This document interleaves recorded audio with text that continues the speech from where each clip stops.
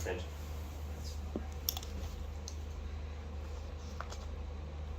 Friendships provide a comfort blanket that people can use as a safety net. They provide someone to talk to. It is imperative that we allow as many people to access friendships as possible. 3 things in this speech. Firstly, on setup. Secondly, on how we solve the problem of lack of friendships. And thirdly, why friendships are incredibly important. Firstly, on setup. What do we support? We think that the most likely outcome that this policy would look like is small, direct, stimulus, redeemable cards. For example, in New Zealand, during the COVID-19 pandemic, the government gave out redeemable cards for people to go to restaurants to boost spending for those restaurants. In this case, the cards could be redeemed at social environments like cafes, movies, gyms, sports and arts clubs, or for things to facilitate socializing. For example, travel to a friend's city, phone plans, or things for hobbies. Note, if you don't currently have friends, you're not excluded by this policy. You can still redeem to put yourself into a social environment to meet people. Like many financial incentives, we won't require proof afterwards, and we won't require self-reporting about how this works. But at the same time as we do this, we would fund community groups and spaces to make socializing far easier for people. For example, funding libraries, community spaces, or other public spaces so they can extend their hours, and funding hobby and community groups so they can do outreach and offer more programs that people can redeem those vouchers at. Next then, on how we're able to solve the problem of lack of friendship. The first thing I'm going to do in this point is explain to you what the problem is in the status quo and why people are struggling to make or maintain significant friendships. 3 reasons here. The first is that the 9-to-5 grind takes a lot of time out of your day. It's 40 hours of your week that you spend at work, and that gives you limited time outside of that work environment to be able to go out and hang with other people. I think that burden increases when you have things like children to take care of, you have a family that you have to cook dinner for. All of those put burdens on your free time, that you have a limited amount of time that you're able to spend with friends, and even if you do have time, you're often likely to be quite tired because the work environment is incredibly draining.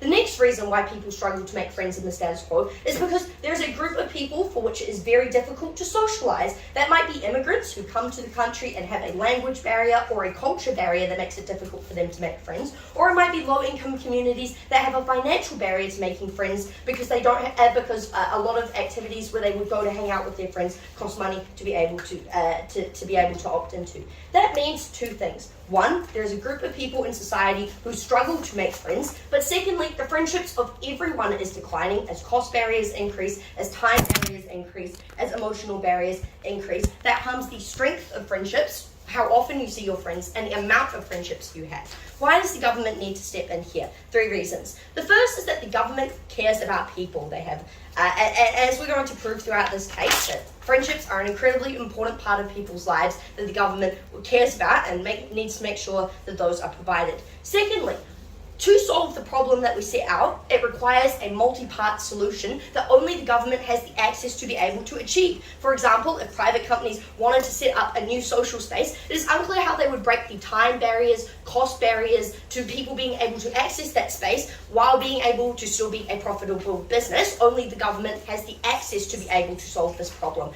But thirdly, I think the problem highlights the government duty, the duty that the government has, which is that a lot of these problems have been a direct result of poor government policy. For example, workplaces push you to work more and more hours due to poor workplace regulation. Social segregation or poor immigration policies that fail to integrate people into cultures lead to people feeling isolated, and that creates a level of reparative duty on the government to step in and ensure that they can create access to solving that problem. Next in this point, why is this policy likely to be effective? 2 reasons here. The first is that it highlights we've highlighted some initial barriers that are not irrecognizable. People know why the people are struggling to make friends, but there are trade-offs between these decisions. We think this financial incentive that allows you to do the things you want to do but do not have the ability to do tips that trade-off to make sure to allow you to have the capacity to do the things that you desperately want to do, catch up with your friends, go to a social space and meet some new people. But secondly, some people, as we already highlight in the problem, struggle to maintain this for financial barriers, and we think this exacerbates in low-income communities because after people leave high school, or if they drop out of high school early, those financial barriers segregate between people they know in high income jobs who want to do high income friendship activities like going out to bars compared to people in low-income jobs who do not have the capital to catch up with those friends. We think this allows them to access friendships across social barriers, as well as just access friendships altogether. But even if this policy is ineffective and you do not think it has worked, we think you ought to support it on a principle level because we explained to you the government caused these problems. They need to provide an opportunity for people to be able to take this up, even if limited people do take it up.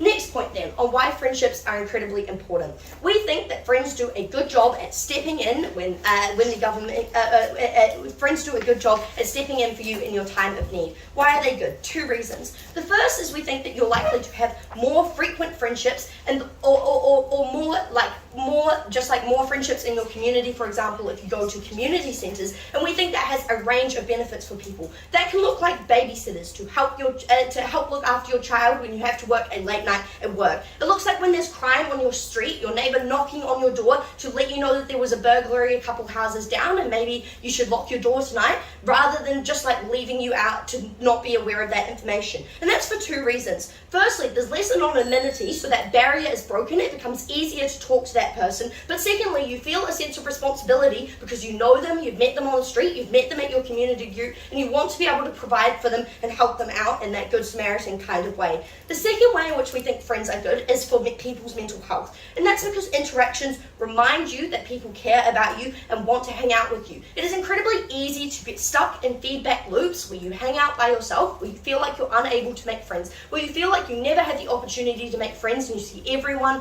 on your social media from your high school going out with all their friends while you're stuck like late at night working in a factory. Breaking those negative feedback loops is incredibly important to ensure that people feel like they have self-worth, feel like they feel represented, feel like they are worth something in their life. And don't let the other team tell you that this is just a fluffy outcome. Mental health and friendships are just as important as your physical health, just as important as your education to become a holistic, well-rounded person. Never let them tell you that this is not worth spending money on. The last thing we're going to prove to you in this point is why friendships provide a social safety net that saves the government money in the long run, so our policy is able to save the government money. And that's because the functions that friends do, governments step in as a last resort for those who do not have friends. That looks like providing a place to stay if you have a domestic partner who is domestically abusing you, instead of having to go to a woman's shelter. That looks like doing checkups to ensure that your mental health doesn't decline. That looks like encouraging people to do preventative health, like pointing out that you've got a lot skinnier recently and maybe you should think about whether you have an eating disorder or not, rather than letting it get to the very last stages, to the very worst point where the government has to step in because there is no actor in those people's lives to save them. That is the comparative on their side when they leave people friendless, is that the government has to spend far more money in a place where it is far harder for those people to recover, when they are far worse down the track of their eating disorder, when they've been domestically abused more times and have physical scars or maybe a broken back. They leave those people helpless because there's never someone in their community to say, hey, are you okay?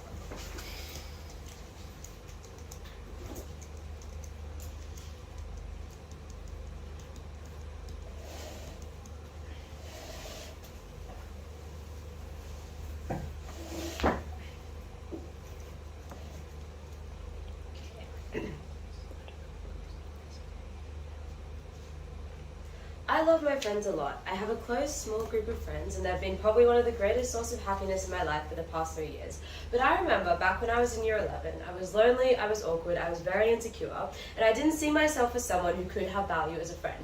When someone then messaged me on social media and started a conversation, I was genuinely shocked that someone could be interested enough in getting to know me. And when people started messaging me to hang out with me and make plans, I felt so happy and I felt so amazing because people saw me as so valuable that they wanted to take time out of their days to spend it with me. Those people are now my closest friends. If those people were doing it to get a voucher for money, this would have literally reinforced those securities that I did not have value in other people's life beyond what I could give them, and I never would have had those friends, and I still would have been lonely, awkward, and insecure today. A few things then. Firstly, on contextualization. Why actually do people struggle to make friends, and what are we going to do for them instead? Secondly, on how they're never going to help people who are lonely, and finally, on how this makes friendship dynamics far, far worse. So firstly, on some contextualization. The first part of this is to explain why do we think people struggle to make friends. The first part of this is just to sort of quantify how large we think the group of people who truly are struggling to make friends, because we would argue that the vast majority of people probably do have at least one or two close friends. Why is this true? Firstly, there is an obvious incentive to make friends. People find so much happiness and enjoyment for friends. This is probably one of the most universal things in the world. People do want this sense of friendship and often try very, very hard to get it. Secondly, societies are particularly interconnected today because we have things like mass communication, because we have things like social media, which means even for people who see the harm of friendship is high, who find themselves very awkward, etc., the barriers to entry is far lower than it has ever been before. You're able to do things like meet people over multiplayer video games, meet people on social media, even if you are working 9 to 5 days, even if you don't have money to go out to a restaurant, these things are free and these things are accessible. Thirdly, there are many different opportunities to make friends in daily life. That is firstly through education, school, uni, etc. That is secondly through work, because you do just spend a large quantity of time with people, you have lunch breaks, you can talk to them, etc. That is thirdly through your family, through kinship, through people who are like family, friends, etc. Fourthly, through your interests, through the sports team you join, through the concerts you go to, etc. And fifthly, often you can make friends through identity-based communities. That is to say, in a lot of cases, like racially-based communities or the queer communities have very close friendships because you experience that connection with each other because of that shared experience, or even through things like religions. Fourth reason that a lot of people have friends is because people engage in friendship to different degrees, and there's a very wide variety of what is normal. That is to say, some people will probably only ever have 2 close friends across their life. That is totally fine. People do not need to have a large quantity of friends to access the benefit. Everyone has different numbers, etc. What do we think? So what do we think? So at the end of this, what you should believe is that the people who are truly suffering and who truly do not have friends is actually a very, very small group of people. And given that everyone in society can access these benefits, including the vast majority of people who do have friends, you must weigh the impact of this very small group against the rest of everyone else. But the second reason is that often the reasons that people do struggle to make friends are actually quite temporary. That is to say, you move to a new town, you go through an initial lonely period like I did in year 11 because it is hard to be a teenager. A lot of times these are things that fix on their own and you do not need a vouchers for. But thirdly and crucially, to the extent that government is responsible for people's inability to make friends, that is not because it does not give people enough money. That is because of things like how it underfunds community activities, how it designs urban zoning, and how it does things like to neglect mental health. And it is like the reason again that people cannot make friends is not because they cannot afford it. There are so many ways, there are so many things you can do with your friends entirely for free. There are parks, there are beaches, there are houses, and I would argue, in fact, if you think about all the things you've done with your close friends, the vast majority of them probably fall in that category. So, what would we support instead? We would support instead, because note here that you must use a vast amount of capital in order to do this, because you are giving money to everyone who has friends in society, everyone is able to access these vouchers, but crucially those vouchers must be large enough to actually provide an incentive, given that they're comparative, that people want to spend a lot of time working and making money. Presumably if you want to provide a source of money that is even comparable to that, it must be very, very large.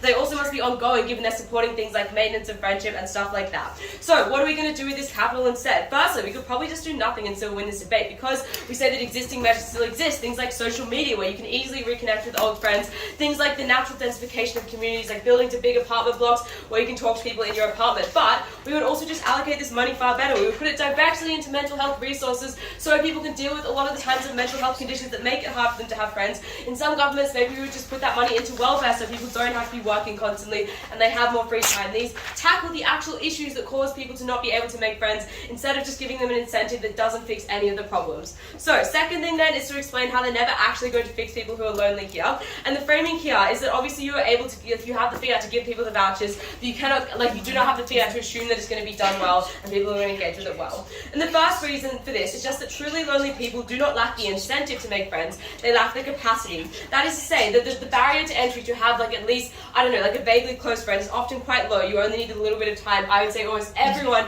has a time for that. That is just like 1 hour a week of message to them or something like that. But these people often can't make friends because they are still awkward, because they feel insecure, or because they literally, maybe they just cannot afford to take the time off, sure.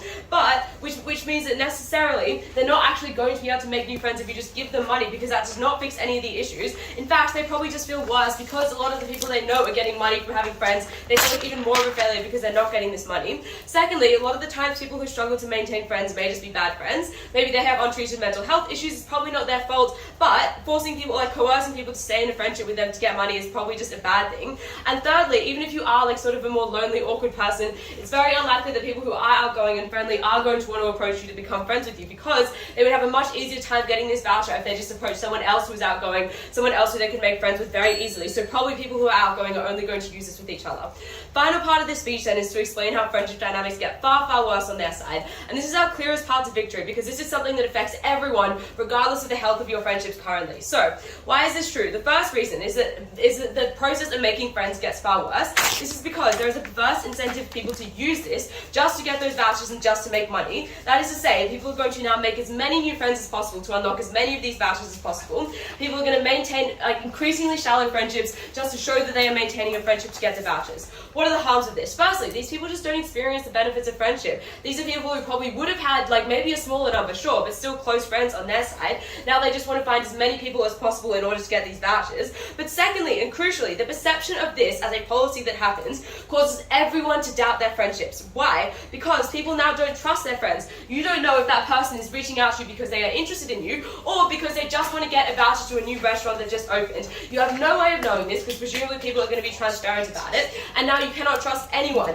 The impacts of this, there are two impacts of this. Firstly, just that the average friendship gets far, far worse. That is to say, you don't trust your friends that you already have. You don't know if they're there for you or the money. And when you're meeting friends and when you're starting to make friends with them, you don't know if they're talking to you or because they want the vouchers. But crucially, and secondly, this is also bad because this is also a principal harm, because we say the government should not be intervening in people's friendships in this way. Because this is such a personal part of your life, everyone has their own way in which they do friendships. This was never the place of the government. But the second harm here is that friendships that exist become increasingly coercive. That is to say, people are more likely to stay in friendships that are bad for them in order to continue receiving this money. So, and the impact of this is because they must provide enough of an incentive for people to actually stay in these friendships, which means people will stay in these friendships. A lot of the time when you don't want to keep being friends with someone, there is just a very valid reason for them. Maybe they're manipulative and toxic. Maybe in most cases they're just not a good fit for you. You just have clashing personalities, etc., or just little issues that build up all the time. We say in these cases you should just not be friends with them. That's totally fine. You should never be encouraging people to stay in friendships in order to get that money.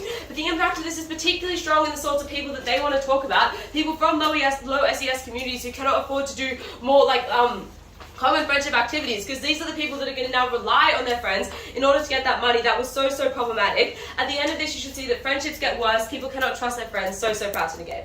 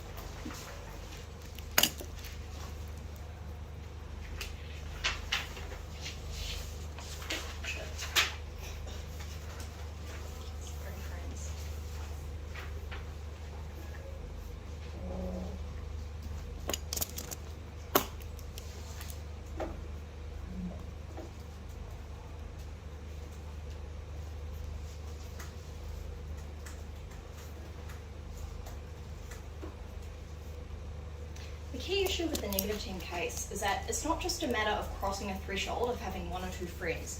We think the more frequently you interact with people, the better able you are to have people who look out for you when you may be experiencing interpersonal violence. You're more likely to actually maintain friendships. It means you're better able to raise your children because you have a support network around you. Frequency of that relationship, even if it's not as meaningful in their best case scenario, will still win us this debate. I'm going to look at several points. Firstly, quickly on the government duty. Then secondly, the extent of the status quo problem. Thirdly, about if there are any unknown externalities. And then fourthly, about whether you can do this better on their side of the house. Firstly, quickly on the government duty to step in. Look, we don't hear any direct response to the duty to step in, except that the government shouldn't interfere in people's private lives. We think that's true in the case of negative interference. They obviously shouldn't ban people from doing things in their private lives. But when they're doing positive interference, giving people the ability to achieve more in their private lives, and not forcing them to do it or telling them what to do, we think that is a broadly positive thing that is within their mandate and actually something they should be doing, giving them the responsibility for a lot of the circumstances that have left people feeling lonely, feeling isolated, experiencing a mental health crisis. That's something we're proud to achieve.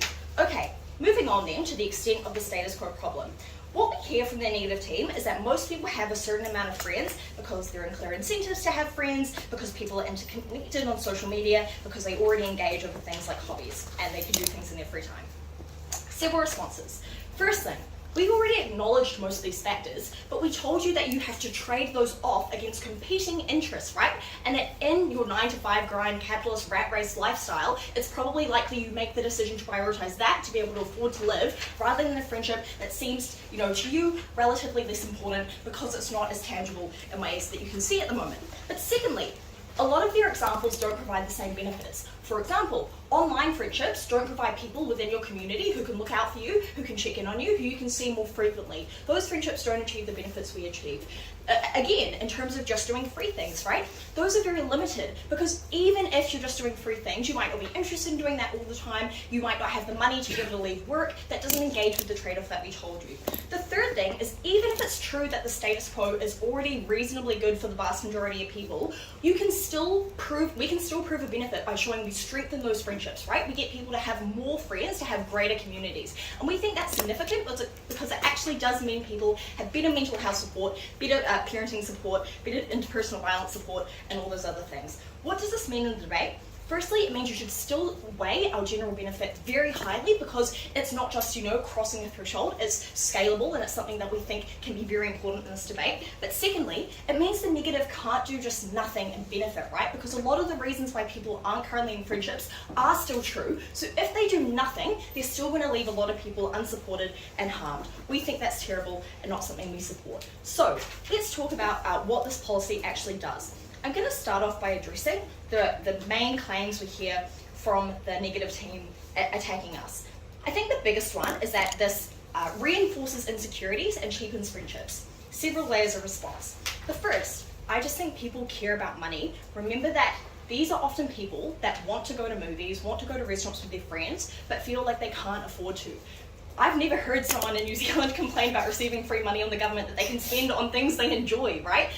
Obviously this benefits you as well as the friend who receives it, right? It's mutually beneficial. So in that circumstance, it's unclear why they're making money at your expense or you're the butt of the joke. Both friends are able to benefit from that. But secondly, the government can explain the reasoning of the policy in a way that doesn't make it seem like they're looking out for loners. Because there are very good reasons for this policy. We're going through a mental health crisis, right? Communities are very disconnected. If the government explains the reasoning for the policy, that makes it seem less like you're embarrassing for using the policy and more like you're taking advantage of a really well thought out, positive, future forward-looking policy. But the third thing is that your friends could still choose to hang out with other people, right?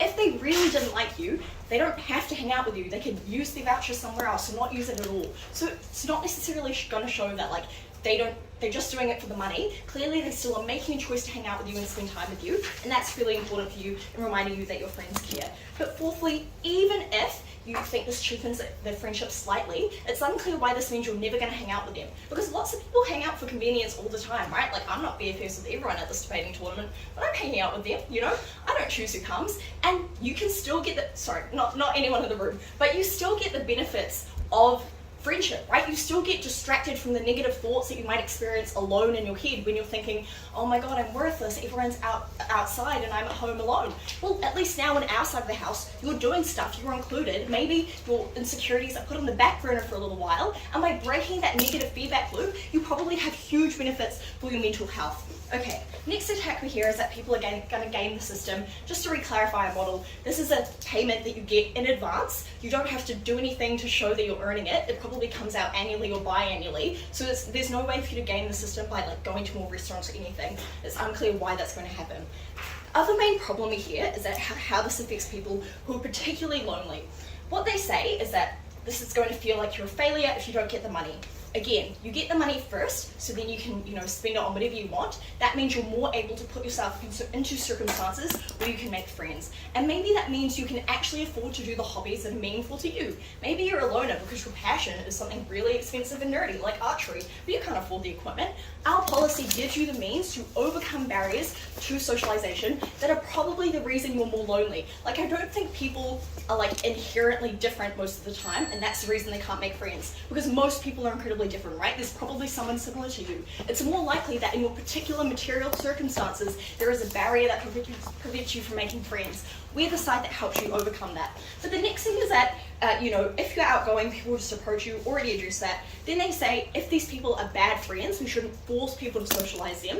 Again, you're not forced to socialize with someone, right? If they've sexually harassed you, if they've been a creep, if they've been racist or made you uncomfortable, there's no reason people will be forced to hang out with you. We think that we don't have to suffer that harm in this debate.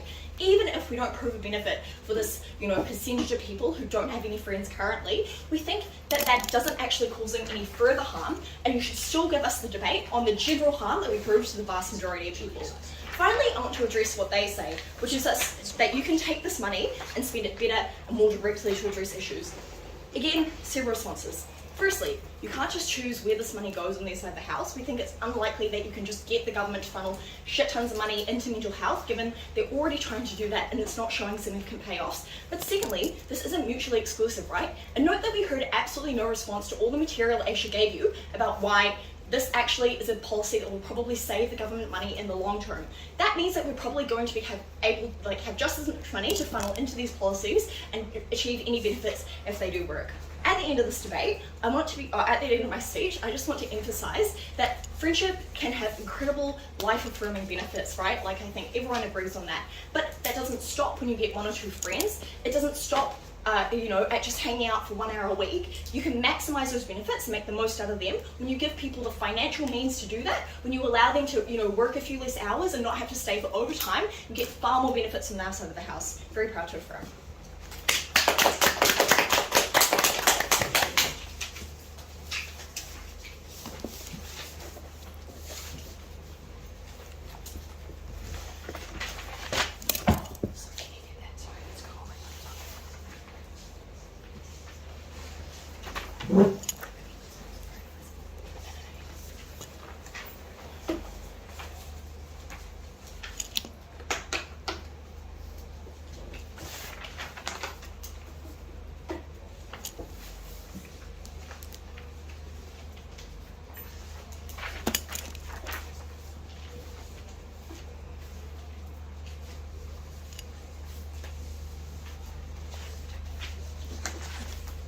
Before I get into the rest of this speech in earnest, I just want to note how narrow the scope of the benefits of this affirmative team is. They have bitten off more than they can chew and they will choke on it. These guys point to a set of people who cannot maintain friends because they cannot afford to go out on the weekend, because they cannot afford to pass up any extra hours, or they cannot access any additional work or income, and then suggest that they will give these people a set of movie vouchers on an annual basis and things that they can spend at cafes, and suggest that this will change these people's mind. Side negative was willing to play ball in a world where these incentives would actually change people's mind, would be significant enough. But I would just note how cowardly this affirmative team has narrowed the debate and their scope of their own benefit. It will shoot them in the foot later. Let's firstly explain in this speech why this system is so coercive. integrate into this point what we think the system is likely to look like in many instances, noting that this is like a support debate and it applies to governments, not just one particular government that is capable of doing, for instance, cashless welfare.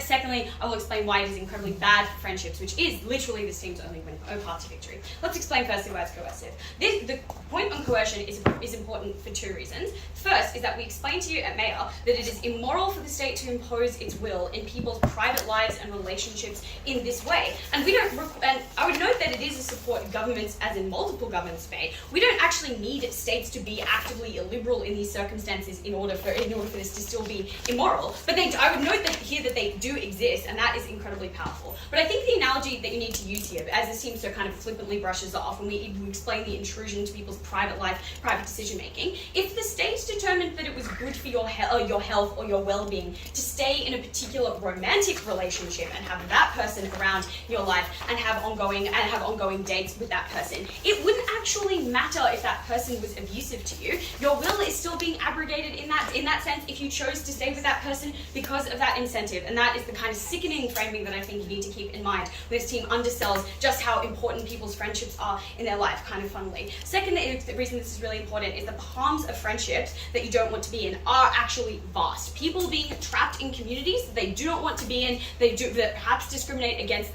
them, feeling like they are stuck in social situations, feeling like they are stuck in the pitfall of social obligation every time they fake a smile, every time they say, yes, I'll meet up for coffee with you when they would rather be doing anything else. It doesn't even rely on those people being toxic or awful. It just relies on people not wanting to do that. Come on, we've all said hello to a person that we really wish we hadn't accidentally made eye contact with for no particular reason. Times that across many relationships in that person's life. Why exactly is this so coercive? The frame that you need to keep in mind here is this is an incentive. It has to incentivize. It means you have to give it when people do the thing that you want them to do, or fulfill the condition that you want them to fulfill, or it's not particularly effective. Now, Affirmative says a few things. They say, one, well, it's just cashless card payments for social things. One, they don't prove why this is likely in any instance, but certainly not in the majority of instances. It is a very restrictive and narrow manifest. I think they needed to do more work to prove why this would be the actual dominant form in the form of this particular kind of voucher. Secondly, though, I would note that cashless card welfare is straight up unfeasible for enormous amounts of states.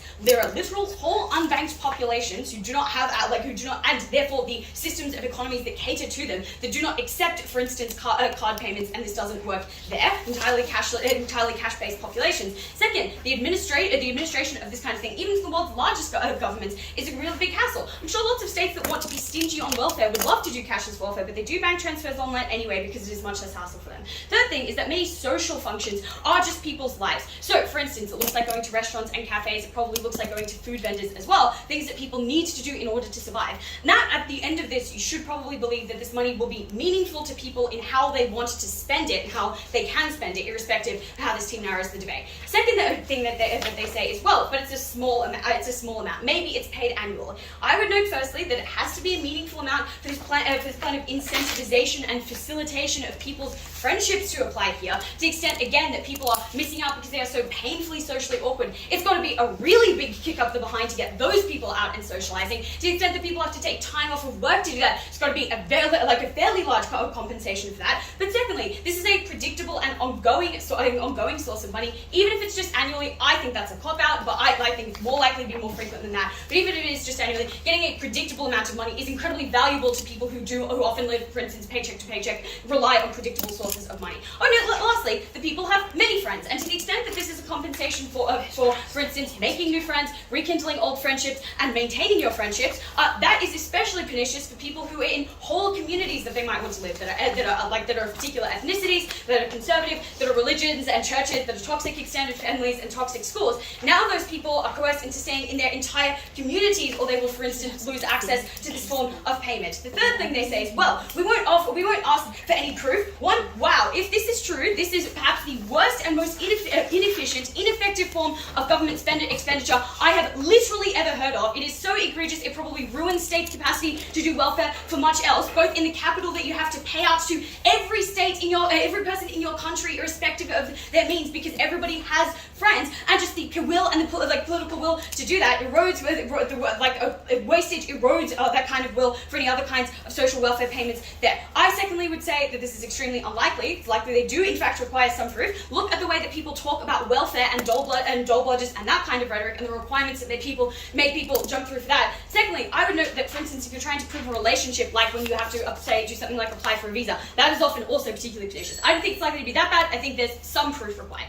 What are the impacts of this? We explained that to people's median friendships that are unideal, they do not want to be in, they maintain out of obligation, it is probably exhausting to continue to be in those instances. We secondly say that in the worst instances, where these people say that this team says you are trading off being able to eat, and that is a meaningful amount of money to you, you say in entire communities to continue getting access to that payment. Let's secondly explain why it's bad for friendships. What are their claims? They say, one, friendships break down because of things that are the government's fault. One, doubtful how much this breakdown actually occurs. One, I think people are largely friends with people in the same socioeconomic group as them, often in the same geographic group as them. So it's unclear how much these differences that could be, for instance, ameliorated by someone having a movie voucher so they can afford, or a voucher to a bar, are actually good, because friendship comes from common contact and common traits. So it's unclear that actually happens. Second, it's unclear that vouchers are actually enough to outweigh that to the extent that those differences are so large, or to the extent that people need to live. Thirdly, in those circumstances, new friends form, often through things like work, which is often encouraged in those situations because it makes for better teams and better team building. Because people move, for instance, into new phases of life, stop being friends with their friends who are no longer parents as much, and when they become parents. Fourthly, it's actually unclear that it's the fault of the state in all circumstances. The state is not an island. The state is not an infinite pot of money. The state is beholden to all people's interests, not just the groups of people who would love free money. Their second claim is that these friendships available to people aren't as good under our side because doing free things is not as good as doing things that cost money or is meaningful. I would encourage you to go into any low-income community where the majority of friendship bonding activities are not things that cost that much money, and dare tell me that those friendships are not powerful and strong and lifelong and lasting. Second, they make a bullshit claim about online friendships. My online friend died of cancer. They wrecked me for the next months afterwards because that friendship was so meaningful. It is so meaningful to these people. What do we tell you? We tell you that misuse and mistrust worsens every friendship in the world, including the ones that occur organically, because you never know whether that friendly acquaintance is reaching out to you. Makes you feel terrible about yourself. And then lastly, just think that this is wildly ineffective, especially if it is anything like the model that this team suggests that they honestly probably don't have fiat for. At the end of this speech, you'll believe this doesn't make a meaningful dent to improving people's friendships. We'd rather do literally anything else with that money. Proud to oppose.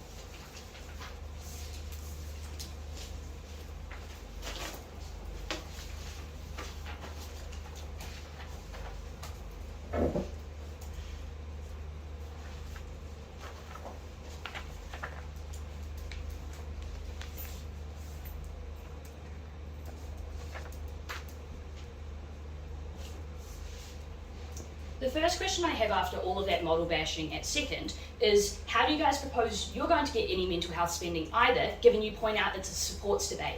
Clearly, this other team does not have any alternative to fix the problems they agree exist in society, that people have mental health issues, that people, some people aren't able to make friendships, and all of the lack of alternatives they provide don't stack up in this debate, because again, it is a supports motion. They did absolutely no work at first or second to say what would happen in the comparative, where that spending would go, why it would go to mental health services. We think that this spending would probably just dissipate into lots of different other little places in government spending and really make no difference. Whereas when we accumulate it and aggregate it into an important part of something we think every human should have access to, social relationships and their social well-being, we think that creates a massive impact to people who do not have friends and are the most vulnerable in this debate, but also to people who do have friends and have to trade off whether or not they strengthen friendships or do other things. Let's look at some of that model bashing now. They tell us, but how does this model work in cash-based populations? The government probably gives you cash in those circumstances. We agree. They say, it has to be coercive. Incentivize and coercive are not the same word. The government can incentivize you, but they do not force you to take this up. Much like governments offer subsidies to businesses to incentivize them to do certain actions, but they do not force businesses to do those certain actions, otherwise they would just implement regulations. This is not a debate about forcing people to hang out with other people. They say, the payments might have to be more frequent. Okay, we contend that these payments work for people, therefore if they think it's more frequent, we think we get more good outcomes when people are able to hang out with their friends more. I think the next thing they say is, there's no proof that people are using this money to actually hang out with their friends. I think in the very, very worst case, where people use this money to not hang out with friends, the minimum we get is more stimulus in the community, more business stimulus in cafes, in movie theatres and things like that. And if they say, inflation, we contend right back at first that these social activities make people more productive, and that productivity makes up for that inflation. So I'm preempting that response there at third neg. All of that motion bashing at second, which took up the majority of the speech, literally accumulates to nothing. There were no responses to any of the mechanisms or impacts that we give you. They say all of the motion bashing comes down to the medium friendship becomes more exhausting to have to do this model. And I think the biggest thing to say here is, if it is so exhausting to you and you already have access to the friendship, you do not have to apply for these things. It is a choice. We incentivize people who need the money and who otherwise have no other options. Clearly this is a government bench win already from the start of this speech. Now let's look at their biggest push on quality of friendship before we get into our material about how there is a problem that needs addressing. On the quality of friendship, this is the weirdest material that comes out in the debate. You're worried that the friendships you're making are not real because the government has helped you access that friendship, or the government has given you the ability to go to a cafe or go to a movie theatre. The first thing to say here is, if you are so paranoid about your friendships, it's likely to be a symmetric problem, because it's not just the government giving you money. It might be that you have connections in society. It might be that you are rich. It might be that if you have a boat, right, that other people want to access. So if your insecurity stems from the fact that you think you're not a good enough person, it's probably symmetric in a lot of your friendships anyway, given you probably have something to offer people aside from just your cool personality or other things like that. So there's already that problem that exists that they don't seem to fix either, and it's unclear why that's a big impact in the debate. Secondly, we tell you that you can still choose which friends you spend the money with. So you simply do not choose friends who degrade you, who abuse you, who do other things like that. You don't have to hang out with those abusive people. You can hang out with people that you feel a genuine sense for trust with. You can choose to hang out with friends that you think are good. They say this is really bad because you now can't leave harmful friendships. But we flip this. You are actually far more likely to leave those abusive and harmful friendships if you do not have other friends that you can access, because you do not have the means and money to make other friends and go and find other friends. Whereas on our side of the house, when you were given those means, when you were given travel subsidies to go visit your old high school friend in another city, that's when you can escape the one or two bad friendships that you have in society. The final thing I want to say on this material is, how often is it that a friendship is truly evil? Because they don't really do much weighing in this debate against all of the vast benefits we give you about good friendships, but they do want to focus in on the limited amount of time we contend that friendships are evil. And the reason that we contend that it's a very limited amount of time that friendships are evil is, one, there is competition in friendships. There are other people you can be friends with who are better, so you have the opportunity to leave that, and we are asymmetrically good on this material because we give you the ability to make other friends that they do not give you the ability to do. At the end of that material, all we go to show is that it is probably not a problem that this cheapens your friendships in any meaningful way if you have strong, because you're able to develop strong friendships because you have choice. And even if it is true, it's a very, very small proportion of that. On our material then, which received almost no response down the line, is there a problem in the status quo? First thing to say here is that the negative highlights all of the ways it is possible, it is and good and fun to make friends, but not actually why people do access those channels or have the ability to access those channels in the face of barriers we highlight, like social segregation, like long work hours, like those sorts of things. Their characterization itself contends with itself at many times. They tell us friendships are so good, everyone wants them. They then tell us that you have to like trade off and convince yourself that this money is going to be a lot of money so that you don't work that extra hour at work. So they already highlight that people have to make a trade-off between spending time at work and on their friendships. Trade-offs do exist in society, and the structure of society currently has led people not to prioritize friendship, and that is something that we think is a harm. Secondly, they themselves highlight government failure as a reason for that friendships fail. At first, they told you that friendships have failed because of poor planning and low amounts of leisure space. They tell you there's hostile architecture. We told you there's low worker regulation and that businesses push up hours. So it is true that government inaction or government action in some places has led to people's friendships decreasing, has led to people having less friendships and less strong friendships. And they don't fix those problems at all. Why? One, a lot of them, for example, city planning, are now undoable unless you want to bowl down whole suburbs. Two, regulatory change requires a lot of political capital that they do not demonstrate they get on their side of the house. Three, spending on mental health is, first of all, not a mutually exclusive counter model if you believe there is any fiat in this debate. But additionally, as they highlight themselves, they do not have any fiat, so cannot put that into the debate themselves. We told you the government is responsible for a lot of these problems. They agreed themselves. The government does have a reparative duty here. So even if there's absolutely no practical outcome, which is obviously untrue in this debate, we still win this debate on principle because the government has a duty to rectify those problems. Three, we told you that even if you do have friends right now, this is still a valuable policy because it signals friendships are important. It pushes the needle for you to hang out with those friends more and strengthen those friendships more. And that's important because you need a variety of friendships, but you also need some strong, deep friendships. For example, the money to go visit a high school friend in another city that you would otherwise not be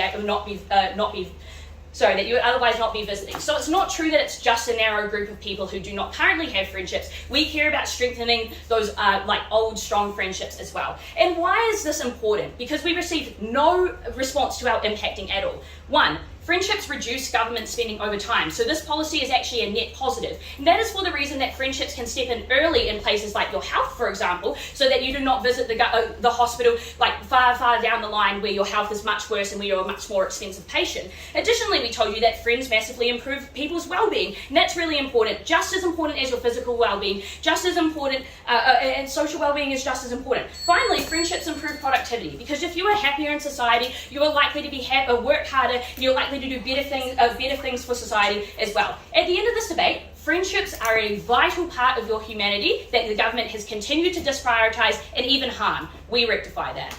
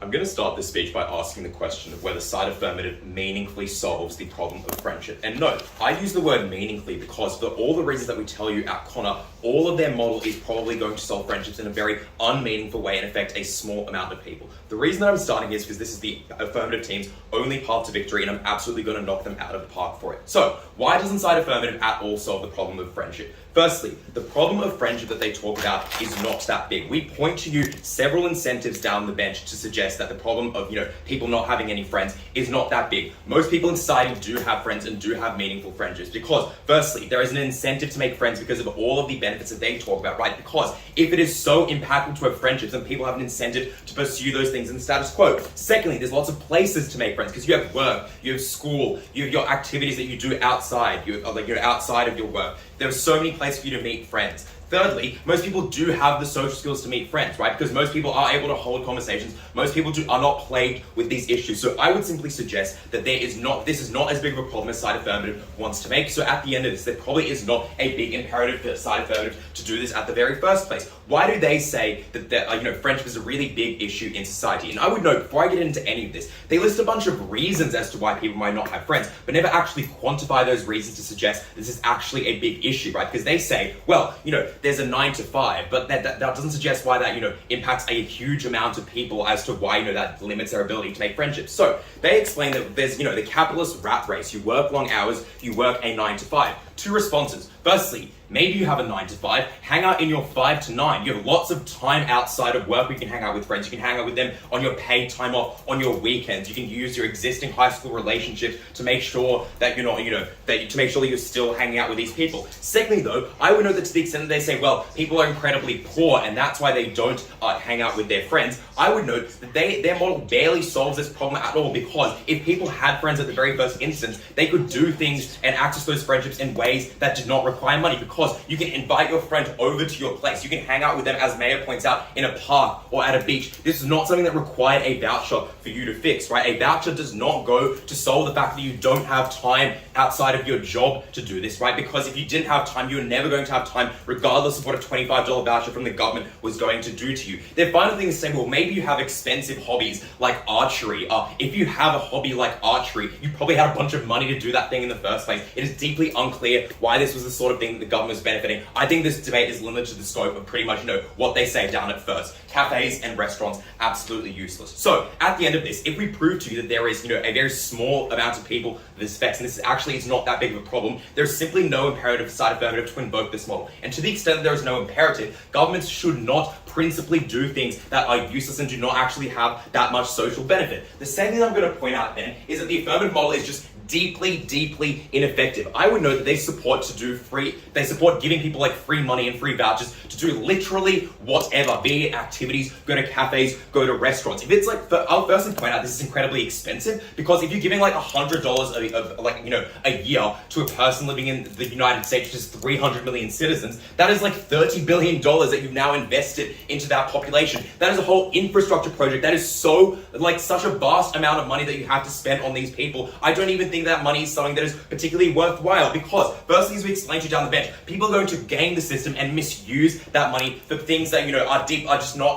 effective at fostering those friendships in the first place. They ask the question, well, what do you mean game the system and misuse it? It's just an advance payment. But obviously this misunderstands what our argument is, because we tell you the ways in which people misuse this money is not to spend it on other things. It's to spend it on doing things with friendships they already have. Instead of spending time to go out with new friends, you're just going to do things like go out with your girlfriend or go out with your existing friends. It was deeply unclear what benefit this actually has to propagating new friendships or rekindling old friendships. People just use it on existing ones. So this is to simply suggest that to the extent people are likely to misuse that for existing friendship, you're deeply unlikely to get any actual benefit to making new friendships. They're going to use it for existing friendships. The final thing that we explain to you is that the government is going to just simply be locked out of doing better things with their money. We know that doing nothing is literally better, because you can do other things with that money. You can do things like invest in welfare, pay for nurses that actually save people's lives. You can do things like invest in community sport. They say it's likely to dissipate. Yes, that dissipation is a good thing because we want nurses to save people's lives. We want transport that can take people to their jobs. This is such a speculative benefit from side affirmative. You get actual concrete things under side negative. The only claim that they have in terms of money is that this saves the government money because it stops people from needing mental health care down the line or ending up in women's shelters. Obviously, the amount of money that is spent on women's shelters is way less than the amount of money the governments are likely to spend on these sort of friendship vouchers. But secondly, I would note that their model is contingent on that actually working, right? Isn't in the set if they're relying on not having to pay for women's shelters, then you actually need to get people out of domestic violence, or you need to get people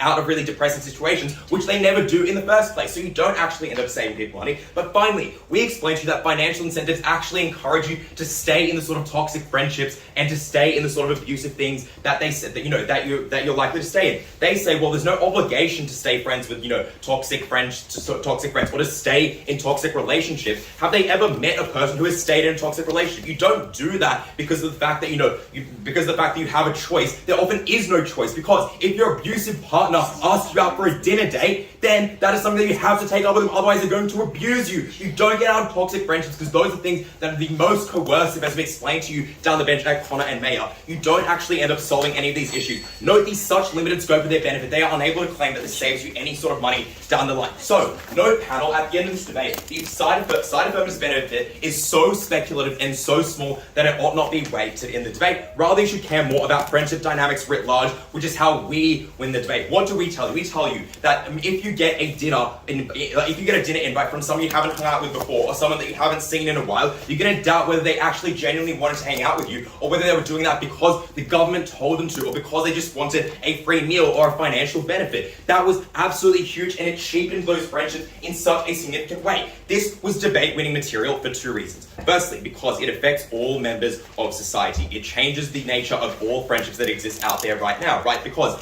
if you're cheapening friends and you're applying this to literally anybody who applies, that accrues to every single member of society. It cheapens every single friendship out there. The scale of this benefit is so large. The second reason as to why it's debate-winning, though, is because it affects disproportionately their target stakeholder, which is the lonely person, right? Because the lonely person who is very insecure in their friendships, if they are very insecure, they're going to think that you're only exercising and you're only wanting to be friends with them for this financial benefit. So this disproportionately affects them, and they're actually unable to get the benefit that they want under side affirmative because that person is so deeply insecure about that friendship. So we actually flip the claims. We prove to you that the person who is deeply lonely was going to be lonely no matter what. What are their responses? They firstly say this doesn't cheapen friendships because it's mutually beneficial and it's a choice to do this. But this misses the nuance of why this cheapens friendship, right? It's not that it's mutually beneficial, it's that people think that other people are not acting genuinely when they're pursuing friendships with that other person. That was the reason that this cheapens friendships. The second thing they say is, well, if you're insecure, then this issue is symmetric. You're going to be insecure in the status quo. But again, this is just like the most pithy form of mitigation, because our argument is not that these people are insecure already. It's that this government program plays and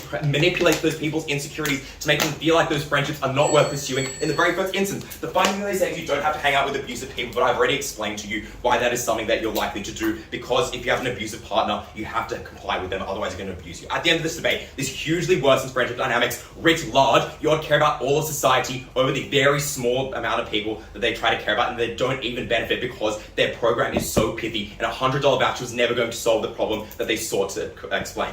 Crashing again.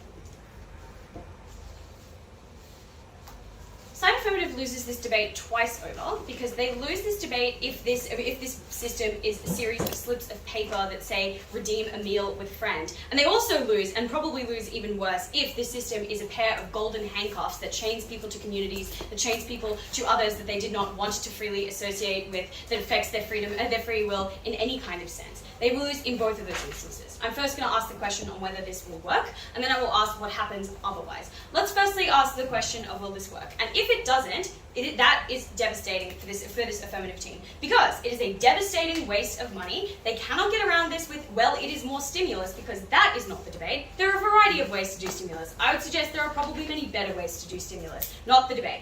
The second reason this is devastating for them is because their principle about government intervention and government duty is entirely contingent on that duty actually being fulfilled, on that, and I would also suggest actually being fulfilled well and not backfiring in ways that abrogate people's autonomy, that cause a series of other principled harms that we point to you. So let's ask the question of will it work? We firstly say that there is no way to show that people will use this on friendships apart from a voucher system that they concede is not universal, not feasible, and not feasible in many instances. That in theory covers things that people commonly do with their friends, but could obviously also do for their own survival, could also commonly do by themselves. It's unclear why people to whom the state might owe an obligation in this situation would be the people who would spend it on friendships. I'm so glad that this affirmative team will get restaurant vouchers to go out to dinner with their girlfriends that they already had, whose friendships would have been fine because they do not prove a reason why they wouldn't be, and that is the way that they use it, that is that use case. I think if you are struggling to pay for food,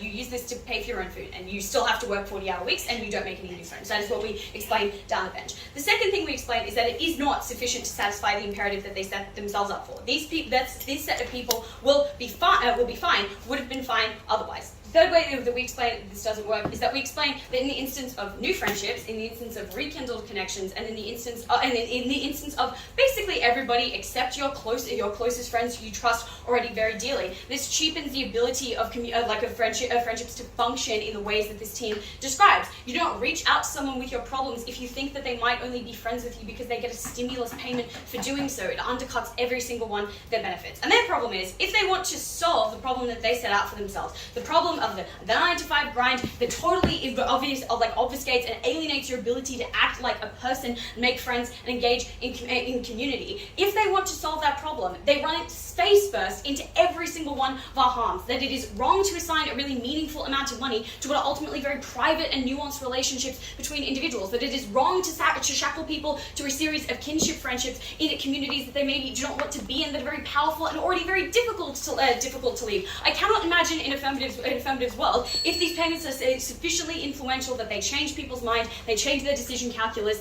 they make the trade-off in the way that Affirmative wants them to make. I cannot imagine how much harder it would be to leave a community if you were gay, to leave a religion or a church that you did not want to be in, to strike out on your own and on your family, because not only are you losing your family, your networks, you are also losing ongoing stimulus payments until you can make the friendships back, I guess, if you make them back. What happens otherwise? One, you have to believe that there is an opportunity cost, because they do not explain where this new source of money comes from. They do not need to. I accept that it comes from government coffers. The claim of side negative is that we ought not drain government coffers over this. And they do, and we would literally have them do anything else. They never prove why the other functions of this state spending in this area are necessarily bad, so that money just goes and does something different. Second is we do actually explain why they are incentivized to do the things that we describe to ameliorate those problems. Like, for instance, the lack of land that we described in Maya's speech that is forcing people to build at higher and higher density means that communities are more concentrated and can interact with each other. We thirdly explain a series of status quo forces that have ameliorated distance, that have ameliorated time,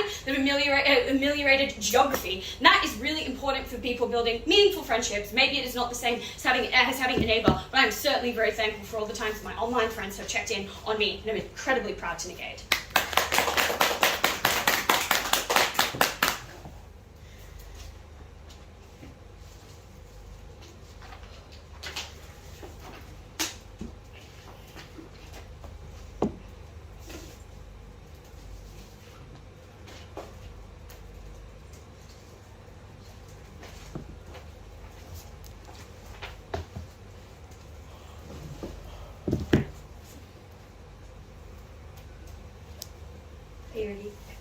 Cool.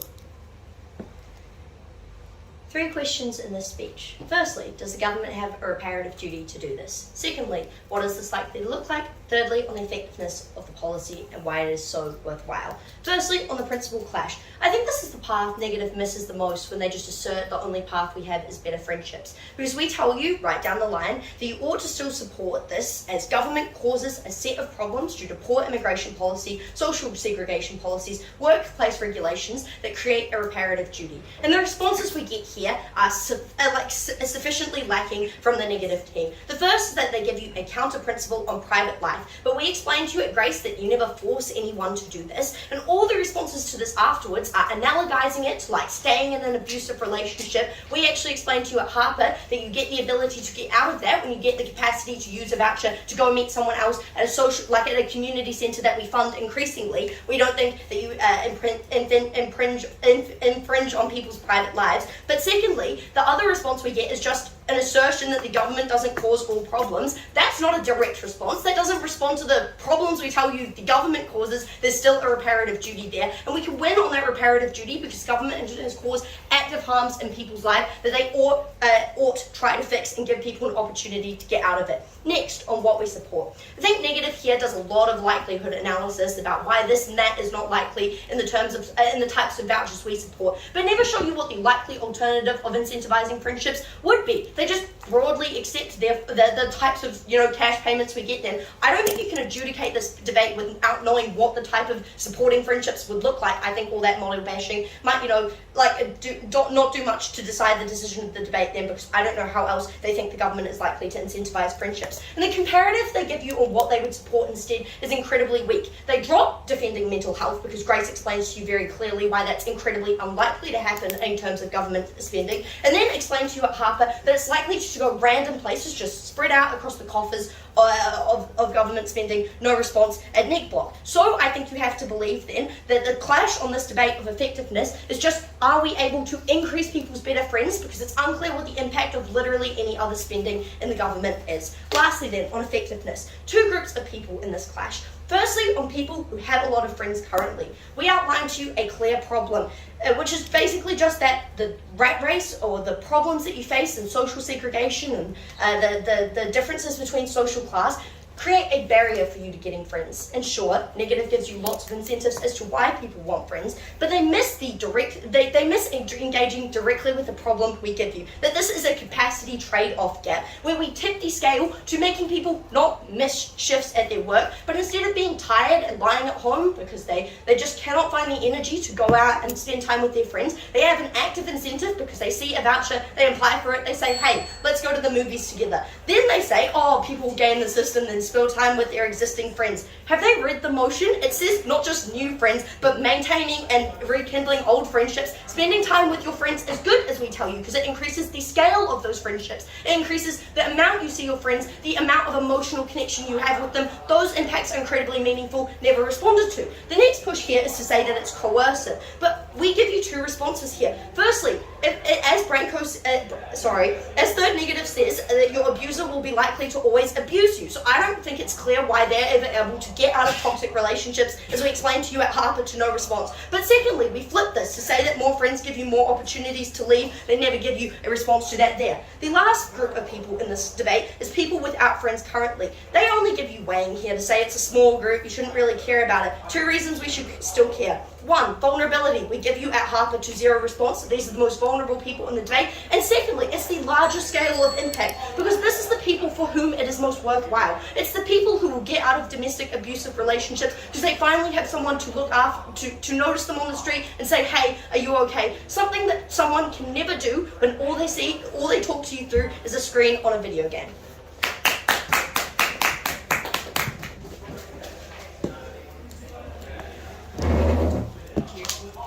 Could I kindly have my all good? Good job.